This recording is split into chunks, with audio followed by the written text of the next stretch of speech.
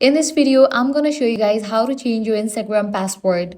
Let's get started. First, launch your Instagram app. Make sure you have already logged into your account. Now navigate to the profile page. For that, click on the profile icon given at the bottom right corner. Once you're over here, click on three bars given at the top right corner.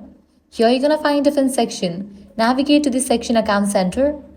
Now head over to the option Password and Security. Click on the option Change Password. Now click on your Instagram account.